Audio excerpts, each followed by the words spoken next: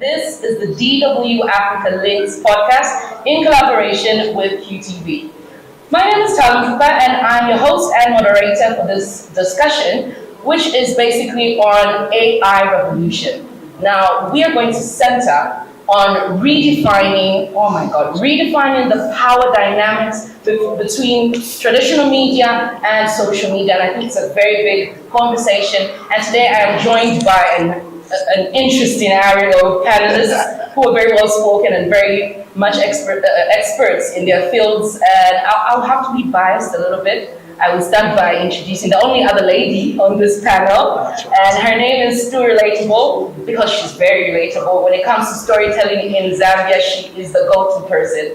She's also a feminist and is very well spoken in matters of feminism and, well, women's rights and just fighting for those things. Stu, thank you so much for joining us. Thank you so much for having me. All right. Yeah. Moving on, I'll start from this side of the table. Richard. Richard is a digital rights campaigner. I think I'll start with that because it's the big one. He's also a journalist, so he is well spoken and very, very fierce when he speaks. Should I say fierce or passionate? Depending on the day. No, thank you so much for joining us, Mr. Child.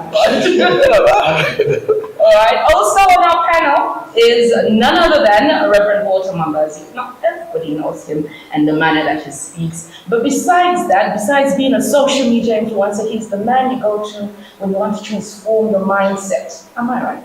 Yes, ma'am. The way you think, the way you analyze things about your life, about your business, about your spirituality. But he speaks very, very passionately as well about social media, its advantages, and of course, its disadvantages. Thank you so much for joining us. Thanks, Thalu. Appreciate it. And greeting to all that are watching. All right. And lastly, and most importantly, that's the first the way we introduce you, just lastly and not the least known. Lastly and most importantly, the DW Director General is in the house. And I have to say, Peter, thank you so much for joining us. For those that don't know, he has led DW since 2013, and if you have seen, excellence in journalism is an understatement. If there could be a bigger word, that's how best we would describe his leadership at DW. Thank you once again for joining us. Thank you, and I will take your words with me. Tell them to my colleagues. Okay, so let's get started. I think I'll start off with something very simple. AI revolution. What is it? How would you take it? How would you understand it? How would you relate it? It's relatable to our country right now, to our platforms right now, to basically the media. What's your take from it when you just hear AI revolution? I think it goes back to when we were younger and there were all those things and conversations where they'll talk about the robots are coming or the robots are going to take over one day. And I think when you talk about the AI revolution, it means that we are now in a state where there are new tools that are being utilized to ensure that content reaches the masses. So it's not just the traditional media that we're used to, but it's also these other tools that are being used in marketing, in television, in media that are now shaping or changing the landscape. So I think the AI revolution is something that has slowly gained progression, and I think it's also managed to now start penetrating the Zambian market and the Zambian media, because we see that, especially as content creators, as journalists, we're seeing that in our work, and we're seeing how it is changing the landscape and how conversations and algorithms are being manipulated to suit certain narratives. So the AI revolution is here, and that's what we're discussing here. It's either we're going to embrace it or we're going to fight it, but whether we like it or not, it's here, and Zambia is also part of it.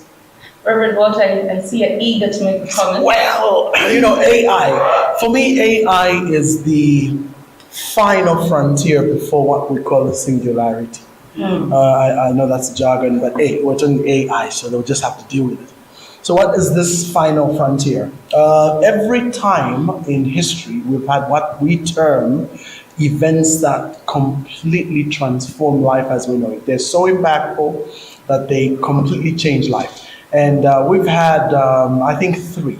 I don't believe in evolution, but for the sake of the conversation, let's go with it. Okay, so but I completely don't. But let's just, but it makes the conversation great. So the first singularity was language. The moment primates were able to communicate in complex words, that in itself completely transformed life as known. The second biggest singularity in history, in my opinion, was the printing press. Because the printing press made knowledge it wasn't worldwide, but at least it was printable. So all of a sudden, the one book that everybody was keeping close to themselves, i.e. the Bible, was now available to everybody. And you realize that within 50 to 100 years of the printing press, we had the Renaissance. And the Renaissance is really nothing but the increase in knowledge and the ability to now question the authorities that came with all sorts of information concerning what's right and what's wrong. The third singularity, if you ask me, is the internet. Because the internet I can't even begin to explain how crazy imagine in my lifetime we have stuff people haven't even heard of, like a cassette tape. Now, I asked my daughter the other day, this used to have music in it, and she's like, where's the place to plug the headphone? I'm like, no, you have to put it in the player. It's so revolutionary, just imagine. And we're talking in under 30 years, isn't it? Just cassette tapes were here 30 years ago. So that's the internet for you. It's completely just, so now I believe the fourth one is AI. Because AI is completely changing everything we know about data, information, and how we interact with it. I'll end with the simple example of a deep fake. The other day I watched a deep fake of Vusi Tembikwa, a well-known speaker, talking about investing in crypto. I was like, okay, this is just another level. And for the average person out there, you come across that, you don't know it's fake, you can't know it's fake. And I'm going to stop you right there because you've touched on a lot of things, and this will lead me to you, Peter. How would you say AI has transformed the way international journalism is being done at DW with all this, deep fakes and the like?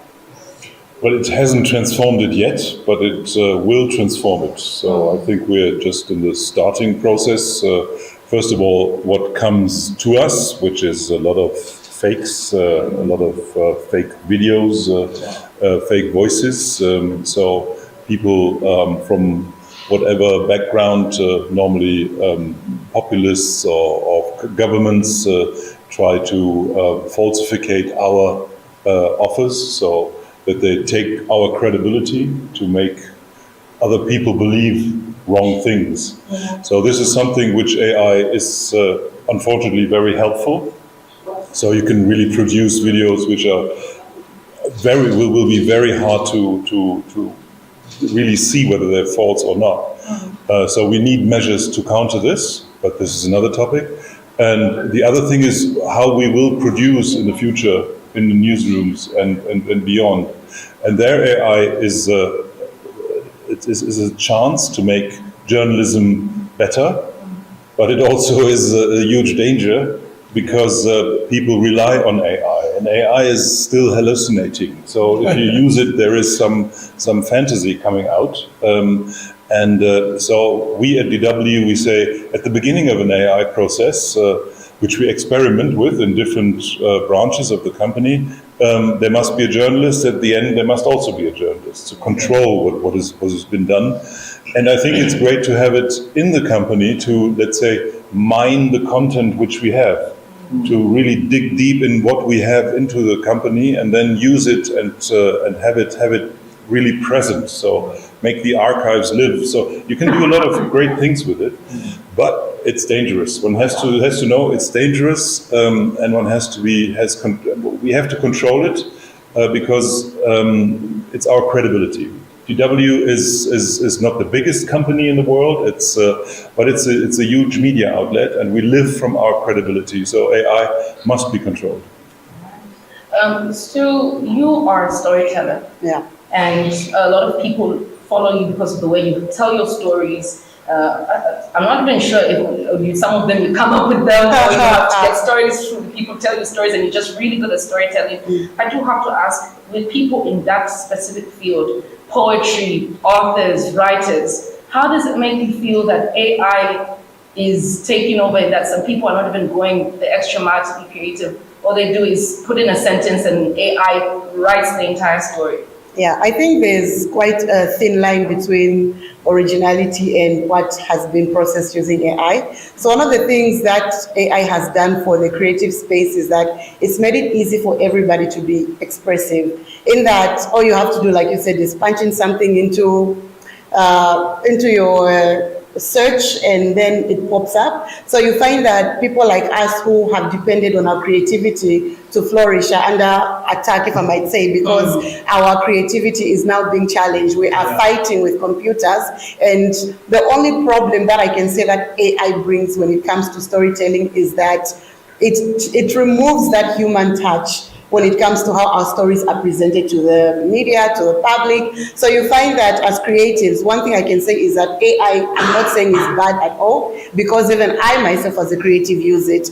There are things that I would never have imagined doing if I did not understand AI. For instance, marketing strategies have become so much easy because it helps me come up with content, it helps me align my thoughts, and it also helps me come up with things that I would never have thought of before. But the problem also is that you have a lot of people, especially online, news vloggers, bloggers, who just put things out there that are so computerized. You can tell that there was not a touch of humanity into this, because they want people to see words and feel like, oh, this person is so smart, but they do not understand that there's some certain humanity, there's certain creativity that comes with you writing and putting your craft into words. So I think in the creative space, AI has done amazing for us, because it's now easier for us to also read, understand, and research on topics that we would not have understood before. But now also it's taking a lot from us, because I am competing with every Jack, Jim, Mavuto out there to produce content, and it becomes a little bit frustrating at times. Oh, wow. Okay, I hear you. Now, Richard, you're a journalist. Yes? Sometimes. Sometimes. So you understand the dynamics of journalism, especially in the newsroom, where stories have to come out at a particular time, these breaking news. And now we have social media that posts everything. How do you think life is with the regular journalist who has to bring out a story, a breaking story, with social media throwing out all sorts of things, deep fakes that they might believe, oh my God, the president actually did say that. How do you think they can handle it, journalists now, and just people who are watching and listening and scrolling off social media? How can they verify? How do you think they can look out for red flags, showing them that this is not it? Especially traditional media, because now everybody's running to social media, even when they have to play a news bit on radio and TV. They, even if they have to write a story in the newspaper, social media is the first go-to place.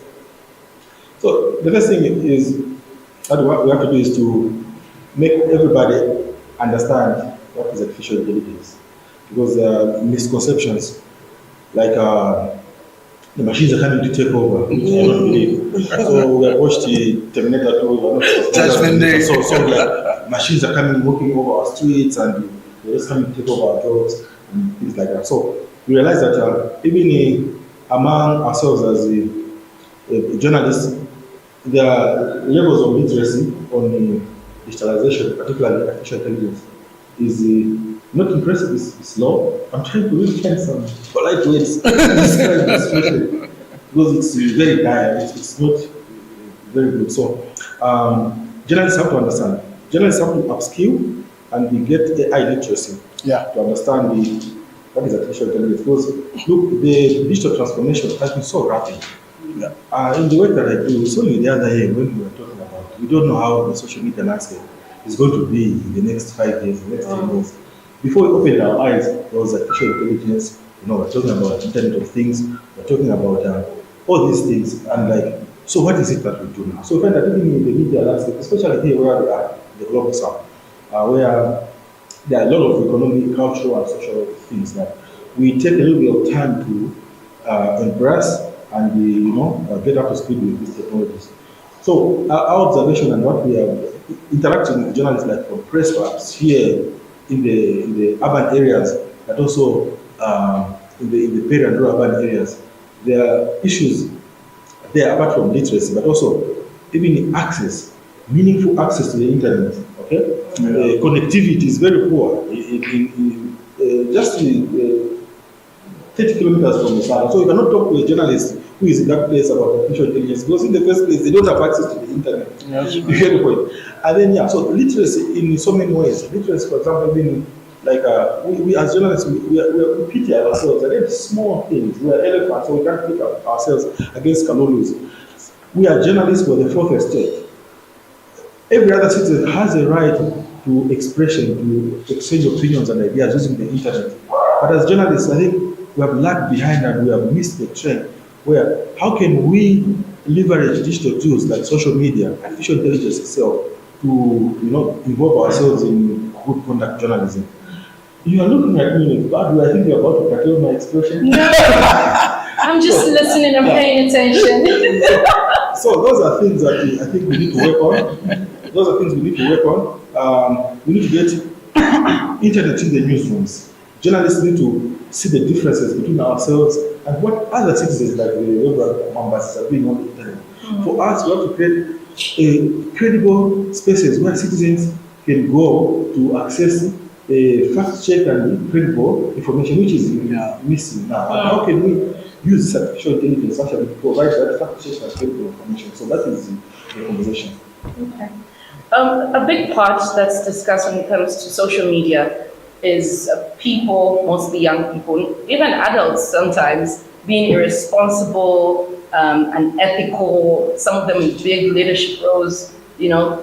That conversation, it's been on the platform, and that a lot of people would say social media is not bad, it's how you use it. If you use it in a bad way, it makes it bad. And I'm guessing with AI coming into play, it's the same thing. But then how can, Reverend, this one's to you, how can people use AI responsibly, ethically, especially those in leadership roles, especially those that are sources of information?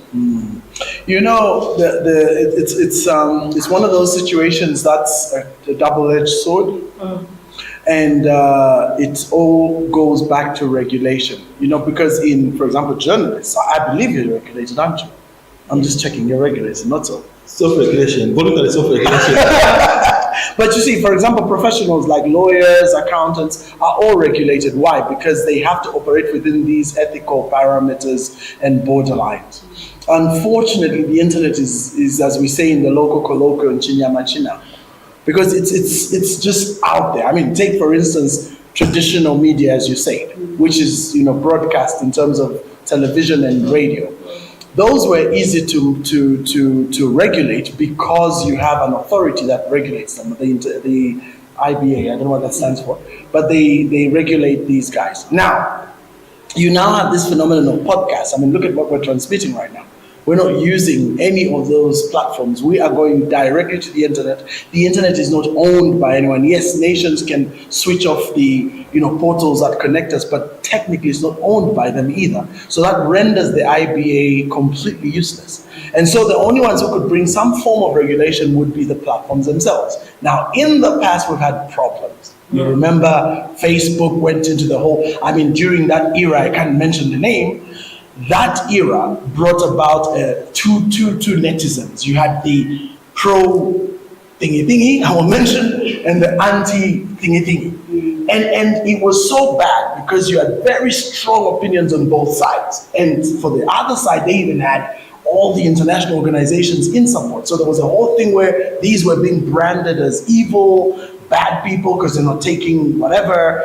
And then you had channels now. So Facebook, YouTube, if you remember, would literally ban platforms and individuals that were seen as propagating what they called false information. And then those went over to new platforms like Rumble. Rumble was born and grew because of that. And now you have a whole demographic on Rumble, and they call them the truth tellers. But are they really truth tellers? So this thing of ethics from information, take for example Andrew Tate. I don't think he has any platform, does he? I don't think he has YouTube, Facebook. He's been banned on everything. But he's got a huge following. So now the question is he right in what he says or not? So it's more now subjective. Even when you say ethics, from whose angle? Like, is it ethics from your angle, my angle? Yeah. So it's a really, it's a landmine field.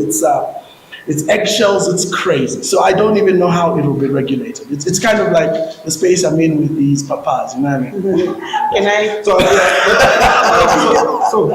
Technology. So I'll talk about two things. One, technology. So for us, like there's this thing that has been weaponized against expression and just what citizens are doing online.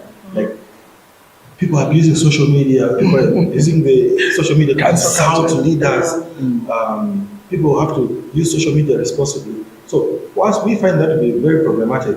Like the word that we use is we encourage citizens to use social media accountably because it's not a technology problem. It's not a problem with internet technology. It's a human problem. Absolutely. It's a you problem. So it's you and me who take falsehoods, who take this, who cause all this information responders.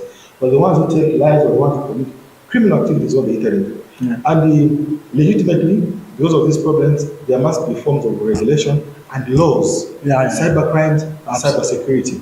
Okay, and the free expression must be voluntary regulation. So, see, we must be accountable for what we put on the internet or what we do with the internet. If it is criminal, like terrorism and all this and that, we must be accountable. But also, maybe as you're saying that, so are you saying that I know the bill was passed, cyber securities and cyber crimes bill has been tabled in Parliament and it's brought a lot of conversations all over, same social media. So do you think that bill is going to help us when it comes to more or less red taping the use and the way people are using social media?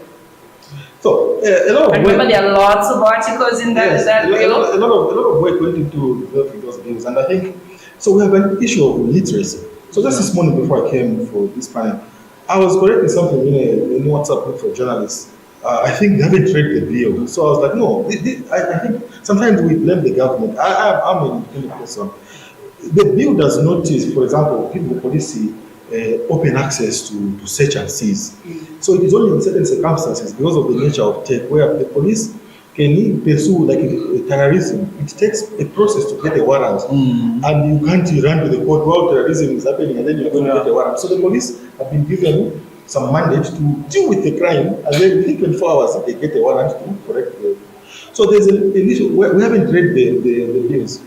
I've been telling you, like 75%, 80% of the bills that are before the president to sign. Okay, they're fine. The template is from the African Union Commission. About 25% in terms of the definitions. Some of them are broad provisions that do not exempt journalists from certain that have been lumped into certain crimes. So I find that if journalists are investigating pornography or certain crime, they are also lumped in that crime and they can be arrested. So those are things that I wanted the government to work on. Even in issues to do with how do we identify legitimate speech and those that are going beyond the four limitations, only four limitations to freedom of speech. So we need to read these bills, even as the president signed and they begin to implement it as Zambians. We must interrogate our members of parliament, we must interrogate, and we must monitor law enforcement and the ICT regulator. How are they implementing these laws? Because most of the time we listen, but we haven't actually even touched the bill. It's there in the WhatsApp group, they are there on the National Assembly of Zambia. So when even as journalists, we must interrogate and be able to look like, okay, when I'm doing this kind of work, this is how this provision is going to affect me, and this is how I can protect myself, or this is how I join the advocacy. That the president actually should not sign those bills. I think the president should not sign those bills because there's still issues there that are not been addressed. That's right. Can I say something in relation to the conversation we had also about ethics and also tying it up with AI? One thing that AI has done is it has doubled or almost tripled the amount of content that's created in a short amount of time. So that means that our thoughts, our activities, how we view the world are also being directly influenced by algorithms that are brought forth by AI. So for instance, when you are on social media, the things that are usually given volume or things that are usually given precedent are things that sometimes are just being pushed by the majority. So you find that because of so much content and so much competition, because we do not have traditional media competing at the speed that content creators or social media people are producing content, you find that at the end of the day, this means that the people who are producing the most content are the ones who have a voice on what's actually on the ground. And the problem with that now is that it means that minority voices are silenced. It means that conversations about how things impact us are decided by algorithms, which just keep on putting things into our faces. So you find like 1 minute you search something, for instance, on Facebook, and 10 minutes later, each and every article you read, there's also this problem where there are certain individuals who are so popularized, it's become so frustratingly annoying that every 2 minutes, it's the same individual from different angles. And because people want to be the ones to break the news, it ends up being that the people who are breaking the news are bringing in deceit, lies, they're not researching. That means that at the end of the day, they want to get numbers because platforms are now monetized. So it's become such a dirty job, and also AI has a lot, I think, to add to that narrative. Yeah. So just before, sorry for budging in, but just on what she's raised, very critical. You know, the creators of these platforms, they hired the top experts in neuropsychology and social behavior. And these guys have PhDs in this thing. So they sat down to do a proper study on what can make the platforms engaging. Because I don't know the term, but I think it's stickability. Yeah? What do they call it? The one where how long somebody stays on a platform. Yes, that's called stickability. So they had to figure how do you make that happen. So they realized that, if you remember in traditional media, there's that saying, if it bleeds, it leads, right? So bad news, for some reason, unfortunately, always piques interest, far more than positive good news. So it has been known that if you put something controversial, more people will react. And if they react, then the algorithm learns that, oh, this is what people are interested in. Yeah.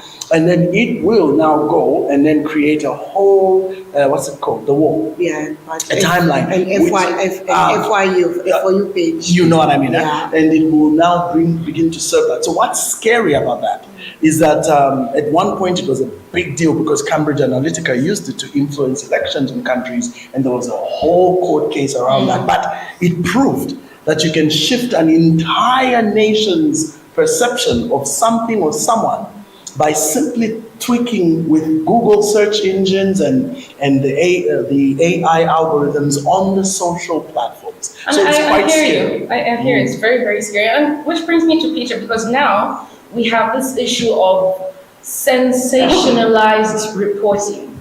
And most traditional media houses or companies or organizations are known to stick to what they know, which is when we're giving you news, we'll give it to you in a lack of a better term, blunt, because we're not supposed to show you our emotion. We're allowing you to give us your emotion. So how is DW handling that? How are they balancing, or how are you balancing where news reaching your audience when it's other smaller pages or the unverified platforms decide to over-sensationalize, and people would rather look at that as opposed to what's actually real and authentic?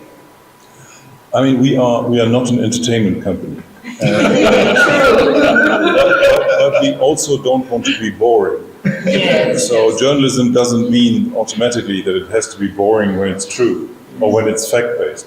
But we say we are fact-based, and what all that has been said is right.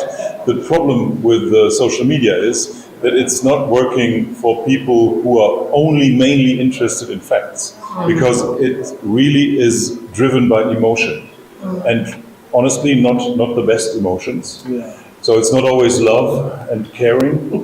It's more hate, crime, sex, being evil to others. So these kind of things is driving the social media platforms, and they know who they who chooses, and they don't give us the algorithms.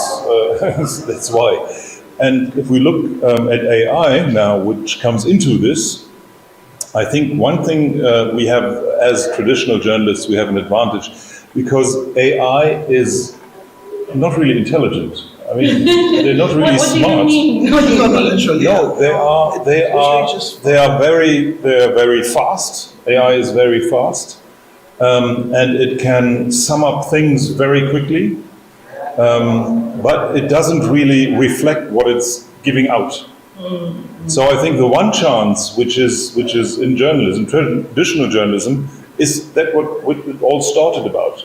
It's about going out and getting the story, and AI cannot do this. You cannot send AI to a mine where there's an environmental problem.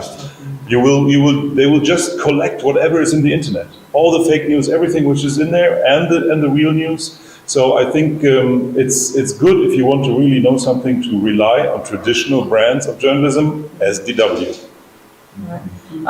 For this one, I'll ask the journalists with journalism background. I know you'd have that as well, but also bloggers, because you blog as well. How can we use AI to counter the deep fakes, the AI-generated stories, the AI-generated news? Because we have AI now, we're in this revolution. How can we use it for good? In the newsroom, for example, we can use artificial intelligence, and I think this is the work I've been doing with Peter over there. Like, how can we use artificial intelligence to bring about the newsroom efficiency? You know, for example, editing copy, editing stories.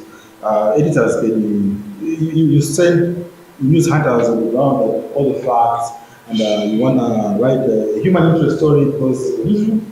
It's not an entertainment, so there's also the DJ's booth. But it's a place where, you interact with facts. So you can use artificial intelligence to tweak a story with the facts that you have in a certain way that you think will add variety and bring some interest into it. So those are some of the, when I talk about upskilling, those are the new skills.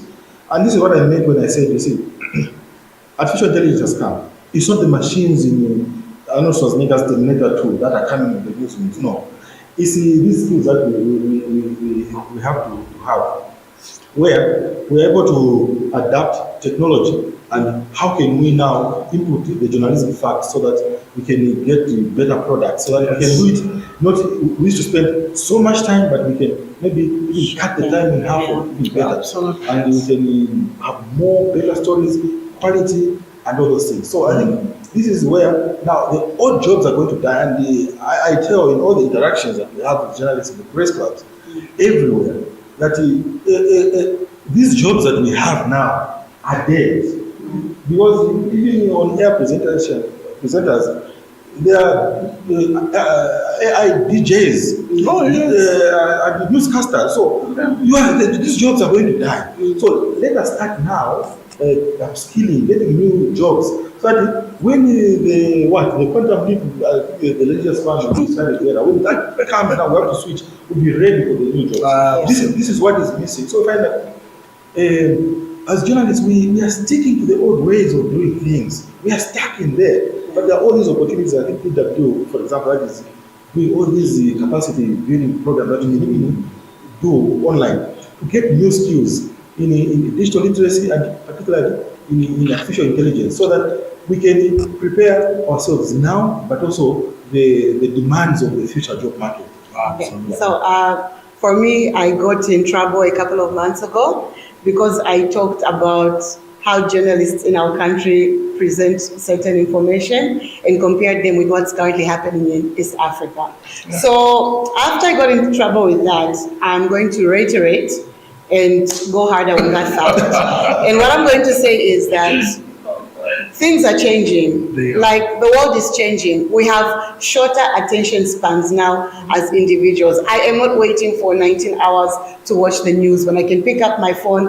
And because it's AI, for instance, I'm obsessed with TikTok. My For You page, my algorithm is perfect in that it shows me the kind of content that I like, the kind of news that I'd like to read or what I'd like to listen to. So what we have to do is we need, as journalists, I'm saying as journalists, I'm not practicing, but I am a journalist, As journalists, what we need to do is, as Richard said, we need to combat these things that are there. AI needs to be put into our work. For instance, if you are creating content or news items for social media, why aren't we utilizing AI to create graphics that go with our stories, that make them a little bit more exciting? Why do you have to start every story with the most blasé, the most boring, the most unoriginal catchphrases? Why don't you come up with different ways of coloring things so that even the news does not have to be the news? When I was younger, when you hear the news, you'd be like, ugh. But now that I'm older, I want the news and I want young people to understand the news, but it's up to us as bloggers,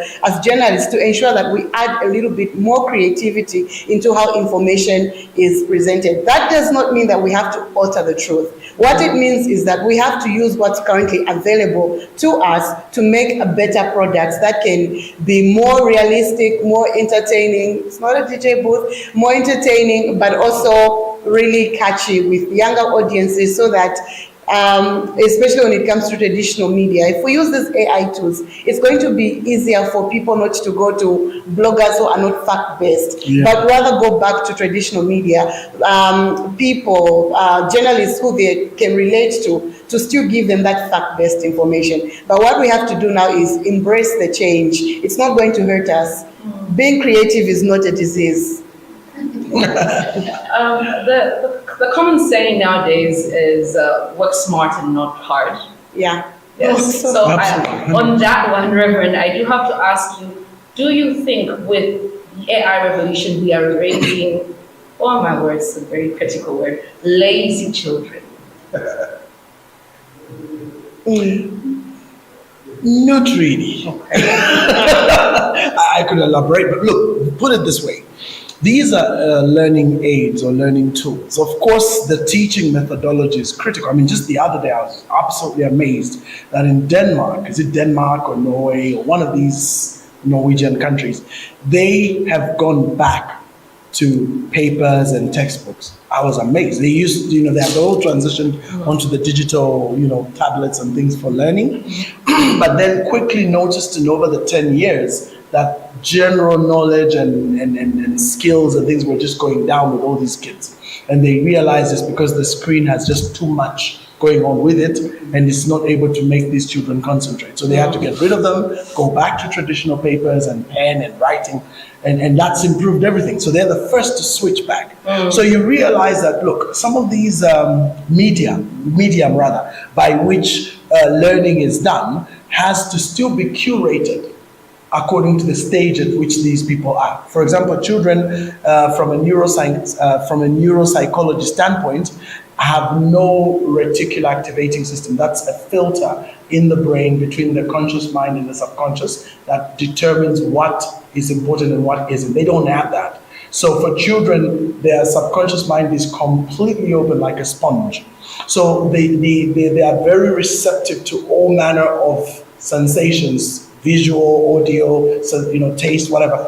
But then if they get over bombarded, then they're not able to form what becomes their thinking frame in future. So that's why it's called formative years. So that has to be controlled. So even though we bring AI, which is very powerful and it can teach and do, but we must still be very active in ensuring they're writing.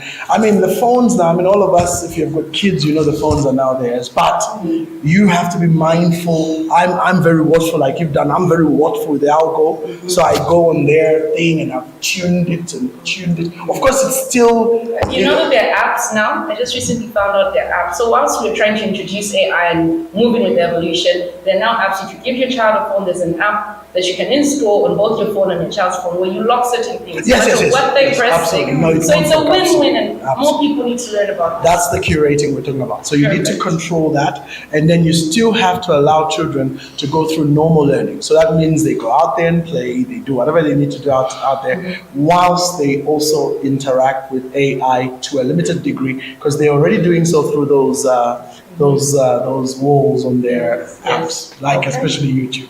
Okay. Peter, this is a big one for you and has to do with the fact that AI is reshaping distribution and advertising. How can broadcasters how can they sustain themselves financially with this AI revolution, pardon me? I think the challenge for the broadcasters is already there. I mean, AI alone will not has the effect that it will bring them bankruptcy or unlimited wealth. It's I think the thing that only a few platforms get all the money or nearly all the money, from commercial activities, is the biggest challenge for press freedom around the globe. Because there's so many media outlets who are struggling because the commercial money which normally should go into their journalism now goes to the platforms. And they get very rich, which is absolutely not okay. So I think the question now is, will the AI companies, will they get and take the share of the platforms, or will they take the rest of what is going to the normal journalism? So I think the ghost is already out of the bottle. So it's not something which AI will change dramatically. But you see, for instance, if you look at the big search engines like Google, they are now seeing the danger that the AI companies taking the search. And it's much easier to ask maybe your AI device what's going on, and they're much faster than Google. You don't have to type. There's so many things. You get much more information. It might not be right, but yes, at least you have the feeling. So there is competition coming for them too. But I think for media outlets, it's important in every country, and this is what we do in Europe, or we try to do in Europe, because these media outlets are very powerful. They're very good in lobbying. So I think we have to regulate. We have to regulate these media platforms so that they don't get all the share of the work of journalism gets into some Chinese or US bank account. It has to be where it has produced, and that's here locally in Zambia or in other parts of Africa or in Europe. Okay. I believe we're getting towards the end of our conversation, as lovely as it has been. I know there's so many other areas that we haven't yet touched, and they're very, very critical. But I'll start with you, Richard, as we're winding up your closing remarks. But I'll also ask you to touch on how AI can be used for good, then how people can be able to pinpoint what is fake, what is news, how journalists can be able to use it to their advantage as you give your closing remarks. Thank you so much. That's where we are now. These are new things. Before we can even get people on the internet, before we can get women and girls in rural areas to use gadgets, we are talking about seemingly complex things like artificial intelligence, Internet of Things, and so on and so forth. So it's a little. So we have to get back to our roots. We have to get people on the internet. We have to get journalists on the internet. We have to give skills to journalists, digital skills. When they have that, then we upskill now to artificial intelligence. Is emerging and new technologies that are disrupting journalism, like how we gather, process, and publish news, and also how we monetize and how we just manage our audiences, post-production, if you like. Yeah, but I would just like to say, you see, the digitalization is real, it's upon us, and it's rapid, and it's unforgiving. It's either you're with it or it's against you. And that is the internet, and that is just its nature. And this is what we talk about in our internet governance platforms. When you think about the third world war, God forbid, but so be it. Before they say, I think it is more clear. When you think about the third world war, somebody said, maybe the third world war was started by the internet. Somebody said, no, the third world war wasn't on the internet. and some guy raises a hand and said, actually, we could be fighting the third world war and we don't know yet.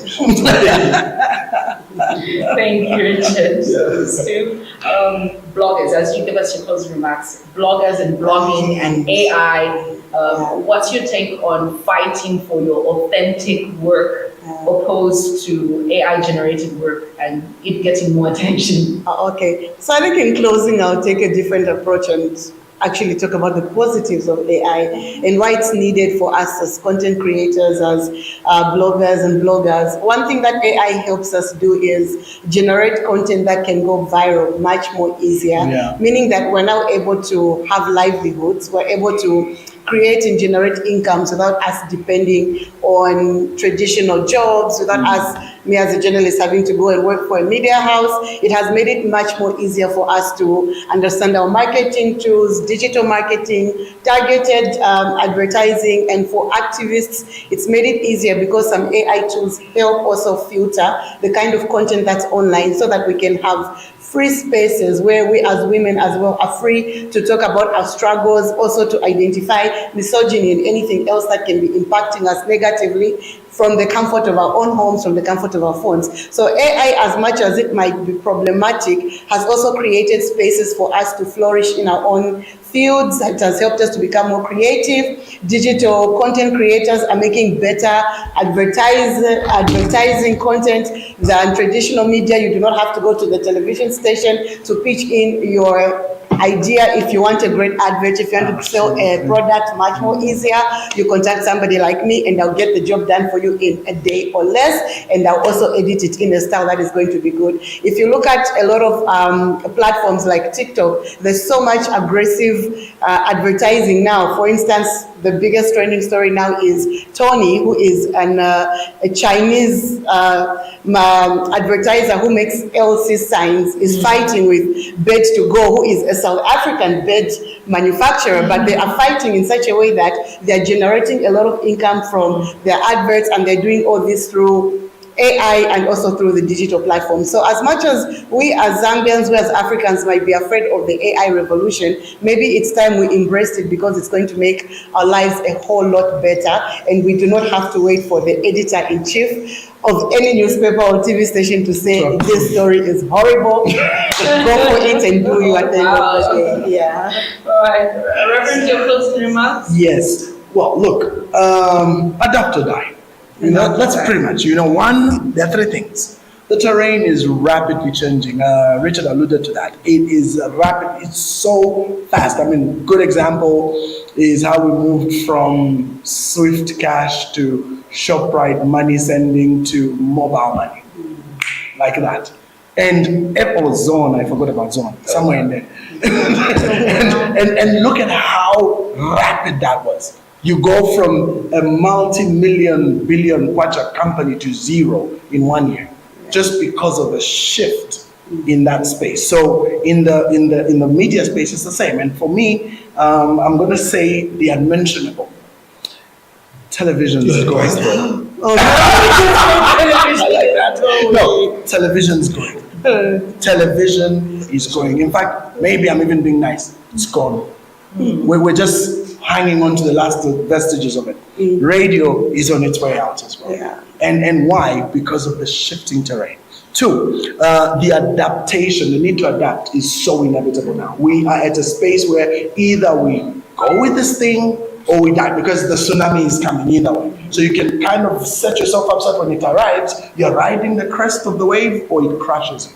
But this is happening. And in broadcasting, in media, in whatever. I mean, look at this whole thing. We're doing a podcast. Yeah. We should have been in a studio right now with all these guys directing each other. Control, camera 2, camera 3. There's no camera 2 or 3 here, but it's happening.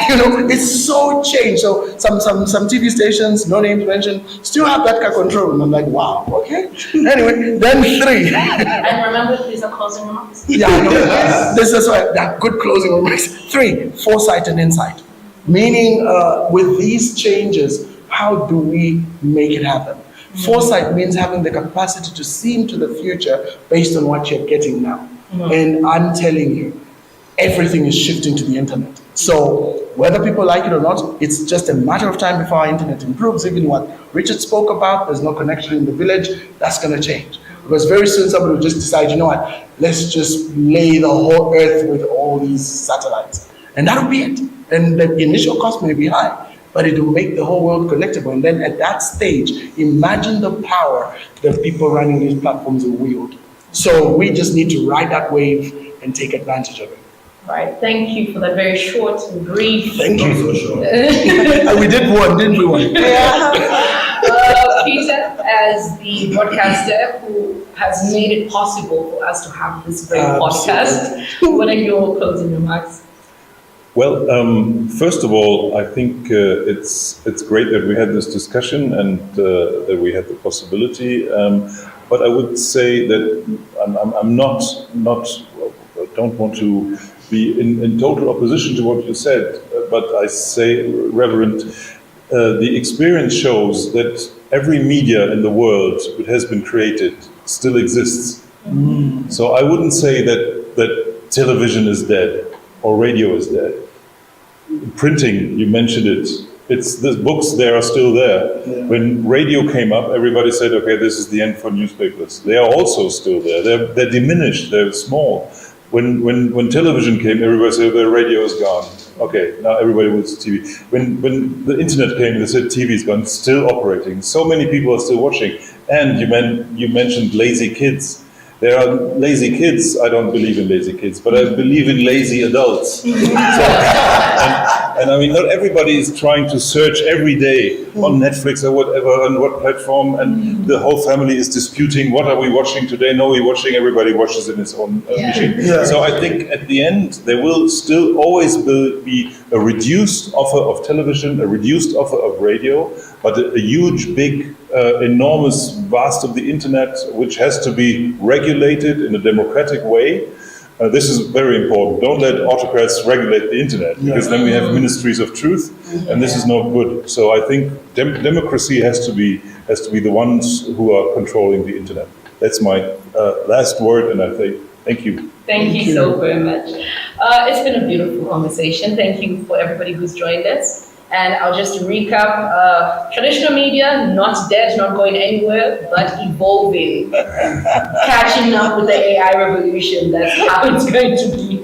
I think other takeaways are, while AI is coming and looking or seeming to take over, especially with writers and authors and fake news and the like, there is a smarter way to do it if people use it in the correct manner that will actually help, as opposed to disinform or take away. And I think that's a very big one. So thank you once again for joining us. And just a reminder to our audience, we had the Director General for DW, Peter Limbourg, who graced us, and we're very, very happy that he came. We also have Reverend Mwambazi. Yes, Reverend Mwambazi. We're also happy that he came. We're happy you joined us. We have Stu Relatable, who has proven today that she is actually relatable in the way that she's brought out some of her points. And we have Richard also, who has reminded us and taken us back to why he is a digital rights campaigner, because the problem is not the internet or the machines, It's the users. the users. And the third one. Okay. It's already happening. So my name is Thalu, I've been your host and your moderator. Thank you so much. This has been DW Africa Links in collaboration with QTV. Good morning. Good morning.